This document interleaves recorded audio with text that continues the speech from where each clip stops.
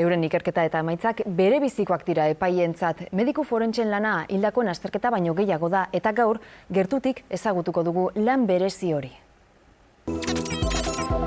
Orotariko auzietan behar izaten da euren esku hartzea, lan istripuetan, adin txikikoen abusu kasuetan, bortxakeria matxistan, jendearen ezintasun maila ebasteko ardura ere izaten dute. Epaiek euren txostenak behar dituzte.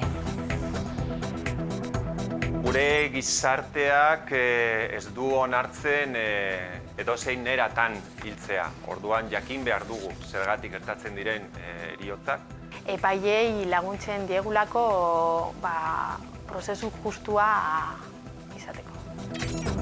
Era berean, laborategian aztertzen dituzte epaiketetan bere bizikoak izan daitezken proba eta zantzuak.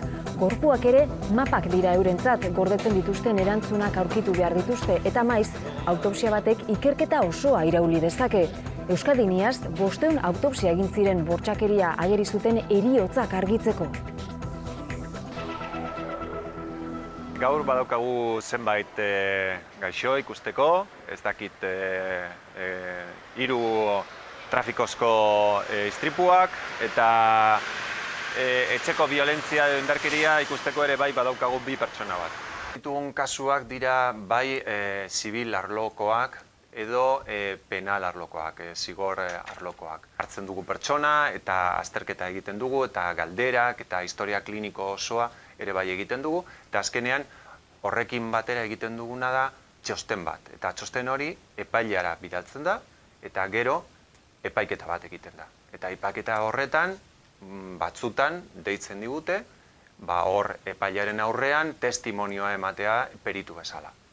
Euren bulegoetara biktimak zein erasotzaileak sartzen dira, adin guztietako jendea. Baretzeiekin tratoa depende zenolako delitua egin duten. Zailena normalean umeen balorazioa da.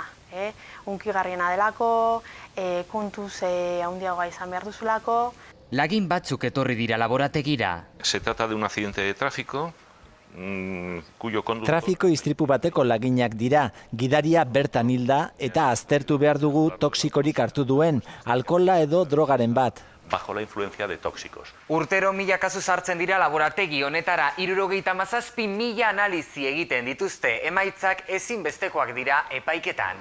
Mediku forentzek edozein ezbeharretara eta krimen eszenetara joan behar dute gorpua altzatzera. Eta gero, autopsia egiten diote erantzun bila. Jaso eta gero, hemen, kamera izoztuan sartzen ditugu, autopsiaren zain, hemen ikus dezakegu bat,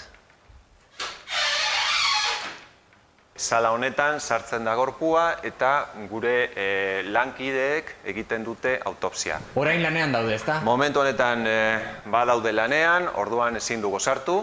Hau da lekua autopsia egiteko, hemen jartzen da gorpua, eta naiz eta krimenaren lekuan edo altzatzearen lekuan susmagarri bat edukitzea, baina gero hemen egiten da ikerketa osoa, eta ateratzen dira gorputzatik hainbat lagiak gero ikasteko. Laginak tratatzen dituzte mikroskopioarekin hobeto aztertzeko. Prozesu sakon honen ostean kasuak guztiz bestelako norabidea hartu dezake.